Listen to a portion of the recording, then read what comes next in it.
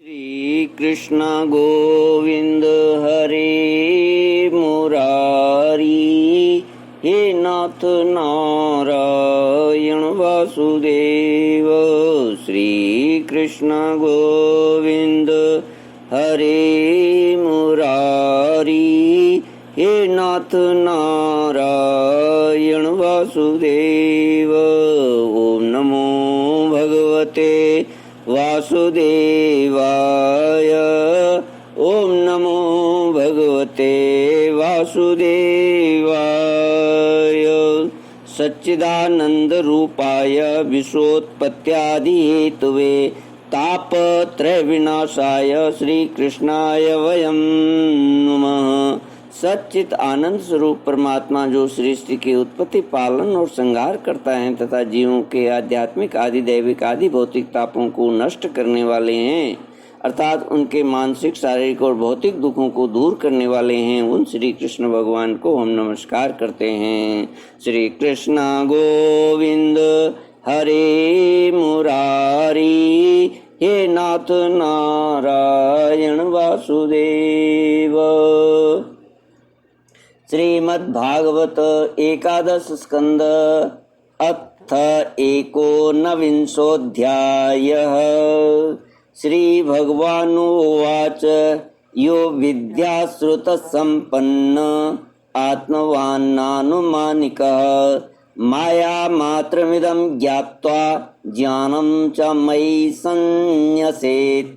ज्ञानिनस्त्वाहमेवेष्ट स्वार्थो हेतुश्च सम्मतः। स्वर्गश्चैवापवर्गश्च नान्योऽर्थो मदृते प्रिय। ज्ञान विज्ञान संसिद्धाः पदं श्रेष्ठं विदुर्मम। ज्ञानी प्रियतमोऽतो मे ज्ञाने नासो बिभर्ति माम्। भक्ति, ज्ञान और यम नियम आदि साधनों का वर्णन। भगवान श्री कृष्ण कहते हैं, उद्धव जी, जिसने उपनिषद आदि शास्त्रों के श्रवण, मनन और निधि ध्यासन के द्वारा आत्म साक्षात्कार कर लिया है, जो श्रोत्रिय एवं ब्रह्मनिष्ठ हैं, जिनका निश्चय केवल युक्तियों और अनुमानों पर ही निर्भर नहीं करता, दूसरे शब्दों में जो केवल परोक्ष ज्ञानी नहीं है, वह यह जानकर कि संपूर्ण द्वैत प्रपंच और इसकी वृत्ति का साधन वृत्ति ज्ञान माया मात्र है, उन्हें मुझ में लीन कर दे। वे दोनों ही मुझ आत्मा में अध्यस्त हैं, ऐसा जान ले।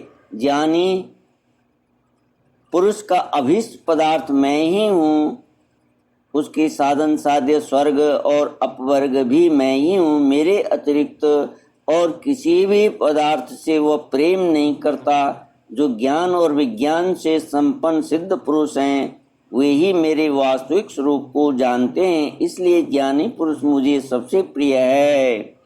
उद्धव जी, ज्ञानी पुरुष अपने ज्ञान के द्वारा निरंतर मुझे अपने अंतःकरण में धारण करता है। तत्व ज्ञान के लेश मात्र का उदय होने से जो सिद्धि प्राप्त होती है, वो तपस्या, तीर्थ, तप, जप, दान अथवा अंतःकरण शुद्धि के और किसी भी साधन से पूर्णतया नहीं हो सकती। इसलिए मेरे प्यारे उद्धव, तुम ज्ञान सहित अपने आत्म स्वरूप को जान लो और फिर ज्ञान विज्ञान से संपन्न होकर भक्ति भाव से मेरा भजन करो। बड़े बड़े ऋषि मुनियों ने ज्ञान विज्ञान रूप यज्ञ के द्वारा अपने अंतःकरण में मुझ सब यज्ञों के अधिपति आत्मा का यजन करके परम सिद्धि प्राप्त की है। उद्धव, आध्यात्मिक, आदि दैविक और आदि भौतिक इन तीन विकारों की समष्टि ही शरीर है और वह सर्वथा तुम्हारे आश्रित है। यह पहले नहीं था और अंत में नहीं रहेगा, केवल बीच में ही दिख रहा है। इसलिए इसे जादू के खेल के समान माया ही समझना चाहिए। इसके लिए जो जन्मना, रहना, बढ़ना, बदलना, घटना और नष्ट होना, ये 6 विकार भाव विकार हैं, इनसे तुम्हारा कोई संबंध नहीं है। यही नहीं, ये विकार उसके भी नहीं है, क्योंकि वह स्वयं असत है। असत वस्तु तो पहले नहीं थी, बाद में भी नहीं रहेगी, इसलिए बीच में ही उसका कोई अस्तित्व नहीं है। उद्धव जी, उद्धव उवाच ज्ञानं विशुद्धं विपुलं यथेतत् वैराग्य विज्ञानयुतं पुराणम् आख्याहि विश्वेश्वर विश्वमूर्ते तद्भक्ति योगं च महद्विमिज्ञम्। उद्धव जी ने कहा, विश्वरूप परमात्मा आप ही विश्व के स्वामी हैं। आपका यह वैराग्य और विज्ञान से युक्त सनातन एवं विशुद्ध ज्ञान जिस प्रकार सुदृढ़ हो जाए, उसी प्रकार मुझे स्पष्ट करके समझाइए और उस अपने भक्ति योग का भी वर्णन कीजिए, जिसे ब्रह्मा आदि महापुरुष भी ढूंढा करते हैं। मेरे स्वामी, जो पुरुष इस संसार के विकट मार्ग में तीनों तापों के थपेड़े खा रहे हैं और भीतर बाहर जल भुन रहे हैं, उनके लिए आपके अमृत वर्षी युगल चरणार बिंदुओं की छत्र छाया के अतिरिक्त और कोई भी आश्रय नहीं दिखता। महानुभाव, आपका यह अपना सेवक अंधेरे कुएं में पड़ा हुआ है। काल रूपी सर्प ने इसे डस रखा है, फिर भी विषयों के क्षुद्र सुख भोगों की तीव्र तृष्णा मिटती नहीं है, बढ़ती ही जा रही है। आप कृपा करके इसका उद्धार कीजिए और इससे मुक्त करने वाली वाणी की सुधा धारा से इसे सराबोर कर दीजिए। श्री कृष्ण गोविंद हरे मुरारी, हे नाथ नारायण वासुदेव। श्री भगवानुवाच इत्थमेतत् पुरा राजा भीष्मं धर्मभृतांबरम् अज्ञातशत्रुपप्रच्छ सर्वेषां नोनु शृण्वताम्।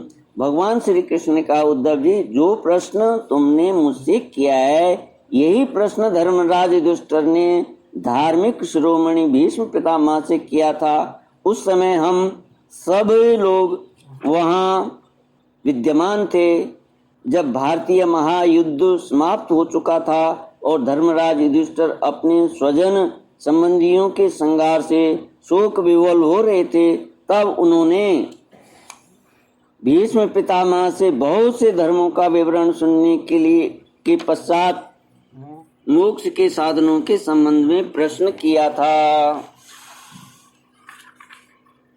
उस समय भीष्म पितामह के मुख से सुनी हुई मोक्ष धर्म मैं तुम्हें सुनाऊंगा, क्योंकि वे ज्ञान, वैराग्य, विज्ञान, श्रद्धा और भक्ति के भावों से परिपूर्ण हैं। उद्धव जी, जिस ज्ञान से प्रकृति, पुरुष, महातत्व, अहंकार और पंच तन्मात्रा, ये 9, 5 ज्ञानेंद्रियां, 5 कर्मेंद्रियां और 1 मन, ये 11, 5 महाभूत और 3 गुण, अर्थात इन 28 तत्वों को ब्रह्मा से लेकर तृण तक संपूर्ण कार्यों में देखा जाता है और इनमें भी एक परमात्मा तत्व को अनुगत रूप से देखा जाता है, वह परोक्ष ज्ञान है।